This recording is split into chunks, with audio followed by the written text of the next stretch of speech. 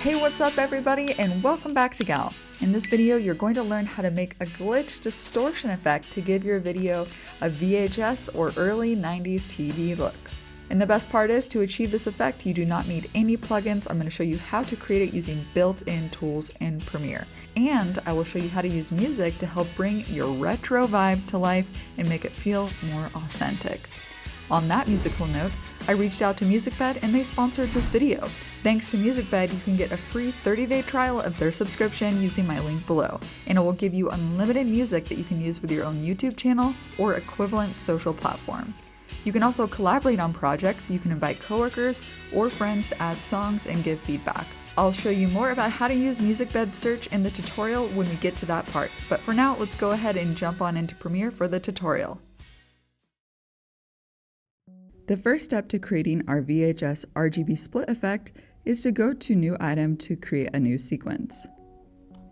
Here we can use a preset that has a 4:3 aspect ratio. Let's choose the DV-NTSC standard. You can see here in the details of the preset that it has a 4:3 aspect ratio. Now let's hit OK.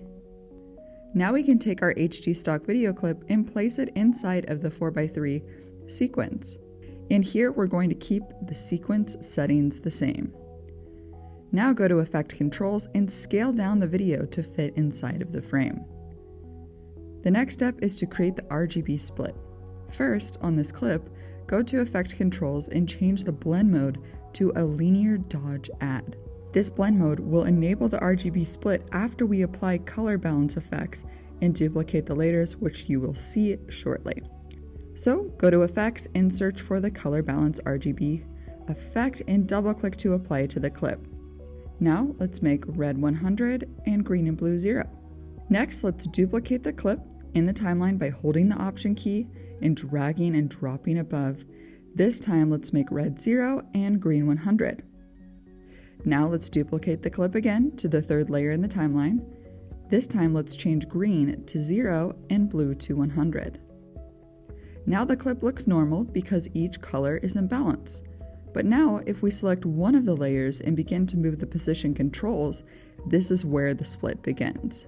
So let's select another video layer and let's move the position.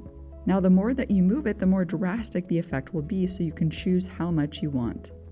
Now let's add in some noise. First, let's create an adjustment layer, and then let's drag it on top of all three layers, and let's drag the end handle to meet the duration of the video below. Now from Effects, search for Noise, and let's drag and drop it on the adjustment layer. Now from Effect Controls, let's increase the noise to about 15 or 20% until you get the amount of noise that you like. Now it's time to add in the animating distortion to the screen by searching for an effect called Wave Warp and applying it to the adjustment layer. Now it looks strange at first, but let's make some adjustments. Let's change the wave type to square, and let's keep the wave height at 10. Now let's increase the width of these squares to about 1,000. Then let's change the direction to 0, and then the wave speed, let's do 0.2. And you can change the speed to be faster by increasing this number, or slower by making it lower. Then for the pinning, we want to pin it to all the edges so we don't see any black on the sides. Now we can render it out to see how the wave warp looks.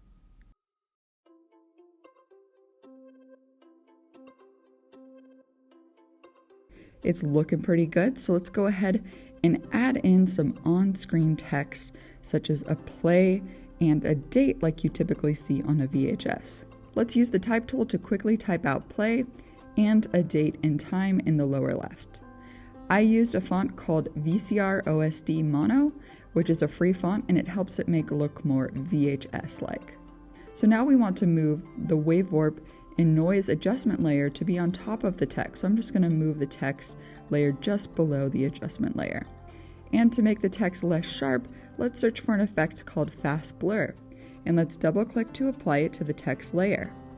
You will see that the Fast Blur is now in our Essential Graphics panel and in our Effect Controls. If we increase the blurriness to 10, it's a bit too much, so let's make it more subtle, and I'll change it to 1. If you want to use this text in the future, you can right-click on the layer here in the sequence and export it as a motion graphics template and save it to your local templates folder. Then you can browse to search for it in the future and use it in all your future projects. Now the video is almost complete, we just need to add some 90s music to round it out. Luckily, MusicBed's search and browse features make it super easy to get the sound that you like. While 90s music is diverse, for me, when I think about the 90s, I feel uplifted, happy, and I feel a little bit of love. Of course, there were sad songs too, but for this video, I'll focus on the happy. So what I'm going to do is apply these mood filters just by hitting the check mark next to each mood. Then I can get more specific under attributes, and I'll apply the grungy attribute because for me, the 90s was happy but also a bit grungy. With these filters, we narrowed it down to 5 song selections. Let's play some. Don't give yourself away, my darling. Give yourself the grace to grow from yes. Oh, that's a good choice. It kind of sounds like some Blink 182 there. Now let's play the next one, Kiss It Better.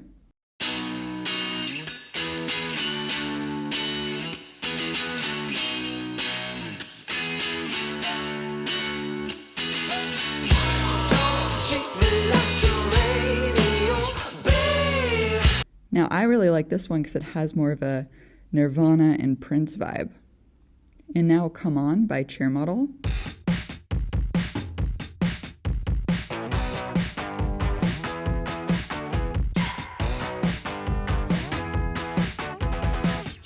So what I do is I typically play back 4 to 5 tracks I like, and then I'll make a decision. In this case, I think I'm going to go with Kiss It Better. So rather than downloading it here, I'm actually going to click on the track and download both the lyrical and the instrumental versions to my computer. And the reason I do both is in case in my videos I'm talking, I like to use the instrumental version so that way the lyrics do not clash when I'm talking. And then I just import it into Premiere and I lay it down underneath the video layer in the timeline. And here is the final result.